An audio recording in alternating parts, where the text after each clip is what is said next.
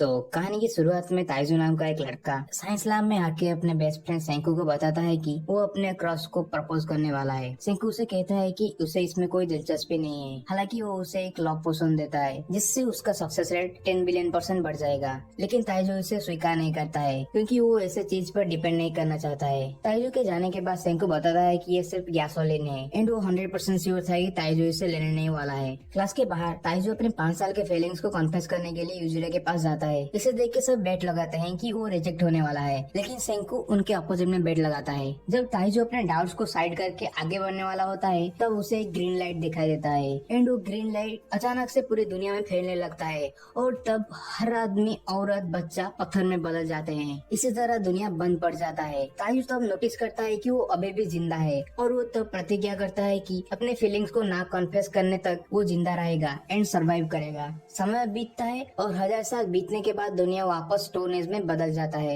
एक दिन अचानक ताइजू पत्थर से बाहर निकलता है और जब वो गुफा से बाहर आता है तो वो देखता है कि सब कुछ बदल गया है। वो नदी को फॉलो करते हुए यूजिरिया को ढूंढने निकलता है। तब वो यूजिरिया के साथ बिताए हुए अच्छे टाइम्स को याद करता है एंड थोड़ी दूरी के बाद उसे स्कूल ट्री के पास यूजिरिया मिलती है। यूजिरिया को सही सलामत देख के ताइजू खुश हो जाता है और बताता है कि वो इतने साल से उसके लिए वेट कर रहा था। एंड जैसे ही वो उसके करीब जाता है तो उसे पेड़ में कुछ लिखा हुआ दिखाई देता है। ताइजू उस मैसेज को फॉलो करता है और उसे सेंकू उसका इंतजार करते हुए मिलता है। सेंकू ताइजू को बताता है कि आज का डेट 5 अक्टूबर 5038 है और 5700 साल बीत चुके हैं। सेंकू एक्सप्लेन करता है कि वो स्टोन में बदलने के बाद से हर एक सेकंड को गिन रहा था, जिसे सुन के ताइजू चौंक जाता है। उसके बाद सेंकू उसे अपने बेस पे ले जाता है जहाँ पे वो 6 महीने से काम कर रहा है। सेंकू बताता है कि वो ह्यूमन सिविलाइजेशन को रिबिल्ड करने वाला है, जिसके लिए उसे एक स्ट्रॉन्ग आर्मी की जरूरत है एंड वो 10 बिलियन% श्योर था कि ताइजू जिंदा होने वाला है। ताइजू सेंकू के बात पे मिलके काम करने के लिए राजी होता है और वे दोनों प्रॉमिस करते हैं कि सेंकू के साइंस एंड ताइजू के स्ट्रेंथ की हेल्प से इस स्टोन वर्ल्ड को फिर से पहले जैसा बनाएंगे। अगले सुबह ताइजू फ्रूट्स लाने के लिए जाता है और तब उसे एक आदमी का स्टोन दिखाई देता है जिसे वो पहले टीवी पे देखा था। ताइजू तब गुफा में एक पॉट को रखा देख के सोचता है कि उनके अलावा और भी लोग जिंदा है, लेकिन सेंकू तब आके बताता है कि उसने ये रखा है और वो उसे एक्सप्लेन करता है कि जिस कारण से वो सबसे पहले उठे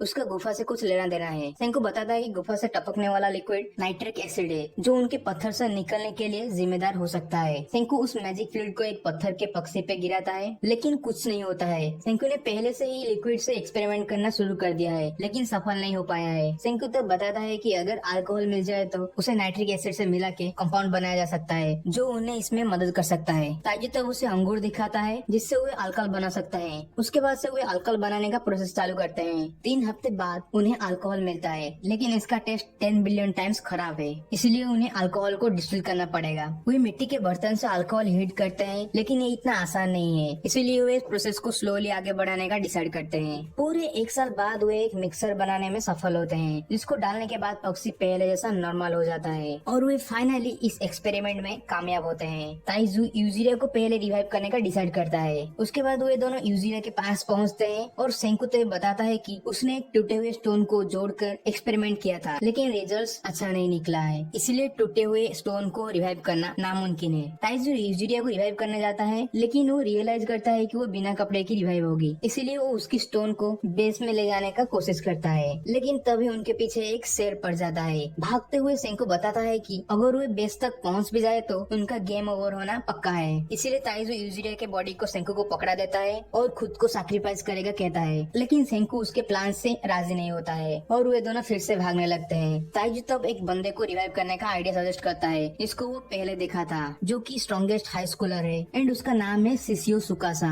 सेंकू उस पे रिवाइव फ्लूइड डालता है ताकि वो उन्हें बचा सके। इसी दौरान शेर उन्हें घेर लेता है लेकिन तब सुकासा रिवाइव होता है और सेंकू उससे शेरों का लोकेशन बताता है एंड सुकासा पत्थर से बाहर आके शेर को अपने हाथों से मार देता है। सुकासा उनसे प्रॉमिस करता है कि वो अब से उनका रक्षा करेगा। ताइजू एक भरोसेमंद साथी को पाकर खुश हो जाता है लेकिन सेंकू उस पे डाउट करता है एंड बताता है कि वो ज्यादा स्ट्रॉन्ग है और उसे रोकने के लिए इस वर्ल्ड में कोई गन्स या वेपन्स नहीं है। उसके बाद वे बेस पे लौटते हैं एंड एक दूसरे का परिचय देते हैं। सुकासा तब कहता है कि अब से वो उनके लिए फाइटिंग एंड हंटिंग करेगा। वो अपने अमेजिंग स्किल से हंटिंग करता है एंड टीम को बेहतर खाना खाने को मिलता है। खाना खाने के बाद सेंकू बताता है कि उनकी उन्नति के लिए पहले जो चीज चाहिए वो है कैल्शियम कार्बोनेट। वो ताइजू को सी सेल्स इकट्ठा करने के लिए कहता है जिसको क्रश करने के बाद उन्हें कैल्शियम कार्बोनेट मिलता है, जिससे वे 4 इम्पोर्टेंट चीज कर पाएंगे। पहला है फार्मिंग, दूसरा इससे हीट करके सीमेंट की तरह यूज करना, तीसरा है हाइजीन के लिए इससे साबुन बनाना। सुकासा ये सब देख के सेंकू को बताता है कि वो ऐसे सिचुएशन में भी शांत रहता है, जिसके लिए वो उसका रेस्पेक्ट करता है। तब सेंकू कहता है कि पहले स्टोन एज में अगर कोई आदमी दूसरे का प्रशंसा करता था तो उसके इरादे ठीक नहीं हुआ करते थे, लेकिन सुकासा बताता है कि वो जेन्युइनली उसका रेस्पेक्ट करता है। अगले सुबह सुकासा सेंकू को एक बचपन की कहानी सुनाता है कि वो अपनी बीमार बहन के लिए एक नेकलेस बनाने के लिए सी सेल्स इकट्ठा कर रहा था, लेकिन तब दारू पे के उस सी एरिया का मालिक आके उसे बुरी तरह पिटा, ये बोल के कि वो सी सेल्स चोरी कर रहा है। कहानी के बाद सुकासा एक स्टोन का सिर उड़ा देता है। सेंकू तब कहता है कि उसने अभी एक मर्डर किया है। सुकासा तब कहता है कि वो जानता है वो क्या कर रहा है, और वो उन करप्ट लोगों को रिवाइव ना करने के लिए कहता है, क्योंकि वो इस स्वर्ग जैसे प्लेस को फिर से कलंकित कर देंगे। सेंकू उसे ये कह के रोकता है कि वो साइंस के असम पावर को यूज करके दुनिया के हर एक व्यक्ति को रिवाइव करने जा रहा है। सेंकू रियलाइज करता है कि सुकासा बहुत बड़ा प्रॉब्लम बनने वाला है, इसीलिए वो मिरेकल फ्लूइड को छिपा के उसे कंट्रोल करने का प्लान करता है। लेकिन ताइजू तब ये कहते हुए भाग के आता है कि उसे गुफा से बहुत सारे मिरेकल फ्लूइड मिला है, सेंकू के पास और कुछ चारा नहीं है, इसीलिए वो सुकासा को ये प्रैक्टिकली दिखाने के लिए ले जाता है। लेकिन सेंकू तब कहता है कि मिरेकल फ्लूइड प्रोसेस के लिए कम हो रहा है, इसलिए वो ताइजू को भेजता है और लाने के लिए। लेकिन सुकासा उसे रोकता है और बताता है कि वो सबसे फास्ट है, इसलिए उसे लोकेशन बताओ, वो लिक्विड लाएगा। सुकासा के जाने के बाद सेंकू जल्दी से मिक्सर बनाता है। इसी दौरान सुकासा गुफा में पहुंचता है और सोचता है कि मिरेकल फ्लूइड सिर्फ नाइट्रिक एसिड है। ताइजू सेंकू को पूछता है कि उसने क्यों सुकासा को भेजा, जिसे सेंकू बताता है कि सुकासा एक मर्डरर है एंड वो सिर्फ मिरेकल फ्लूइड से कुछ नहीं कर सकता है। वो जल्दी से रिवाइव फ्लूइड को यूजुरिया पे डालते हैं एंड उसे रिवाइव होने के बाद सेंकू ने 2 ऑप्शन देता है। एक कि वे दोनों भाग के सुकासा से बहुत दूर चले जाएंगे एंड दूसरा है सब मिलके सुकासा से फाइट करेंगे। लेकिन तभी सुकासा वहाँ वापस आ जाता है। ताइजू उस पर हमला करने के लिए भागता है, लेकिन सेंकू जानता है कि सुकासा उसे इजीली मार देगा, इसीलिए वो उनके बीच एक तीर चलाता है।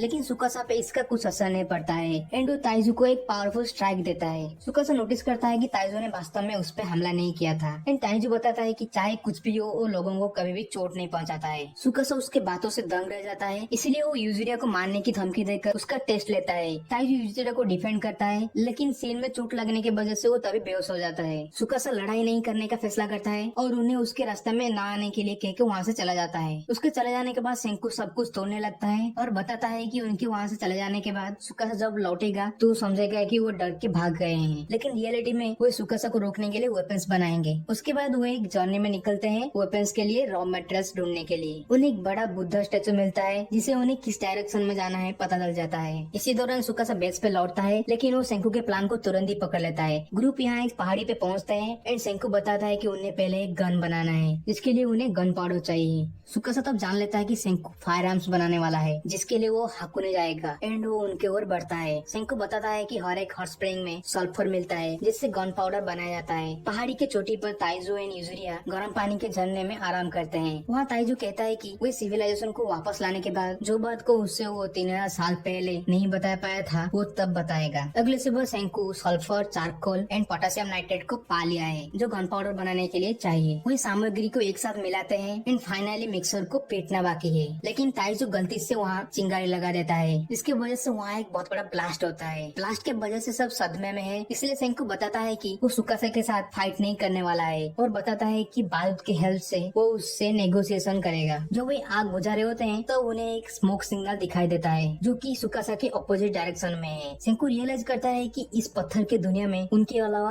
और भी लोग हैं। वे अपना खुद का सिग्नल को भेजने के लिए विस्फोट को बढ़ाने का फैसला करते हैं और ज्यादा आग के लिए ताइजू एंड यूजुरिया लकड़ी ढूंढने के लिए जाते हैं। सुकासा जब उन्हें ढूंढ रहा होता है, वो तभी उनके स्मोक को देख लेता है। सुकासा यूजुरिया को पकड़ लेता है और सेंकू को बताता है कि वो उससे वर्ल्ड को पहले जैसा बनाने नहीं देगा एंड वो यूजुरिया के बदले में रिवाइव फ्लूइड का रेसिपी मांगता है। लेकिन यूजुरिया खुद को सैक्रिफाइस करने का डिसाइड करती है। सेंकू जानता है कि अगर वो सुकासा को रेसिपी बताता है तो वो उसे मार देगा, लेकिन सेंकू उसे आखिरी में रेसिपी बता देता है। लकड़ी इकट्ठा करते हुए ताइजू देखता है कि 3 और स्मोक सिग्नल दिखाई दे रहा है। सुकासा तब बताता है कि अगर सेंकू साइंस को छोड़ने का कसम खाता है तो वो उसे छोड़ देगा। सेंकू को तब एक फ्लैशबैक दिखाई देता है कि उसे बचपन से ही साइंस से प्यार है। उसके पिता ने भी उसके लिए इक्विपमेंट खरीदने के लिए अपना गाड़ी बेच दिया था। उसने ताइजू एंड यूजुरिया के साथ मिलके एक रॉकेट भी स्पेस में भेजने का कोशिश किया था। सेंकू सुकासा के ऑफर को ठुकरा देता है, क्योंकि वो साइंस को कभी नहीं छोड़ सकता है। सेंकू खुद को एक ही झटके में मारने के लिए कहता है। सुकासा बताता है कि वो उसके सर्विकल कॉर्ड को तोड़ देगा, जिससे वो जल्दी से बिना बहन के मर जाएगा। सेंकू को बचाने के लिए ताइजू भाग के आता है, लेकिन बहुत देर हो चुकी चुकी होती है।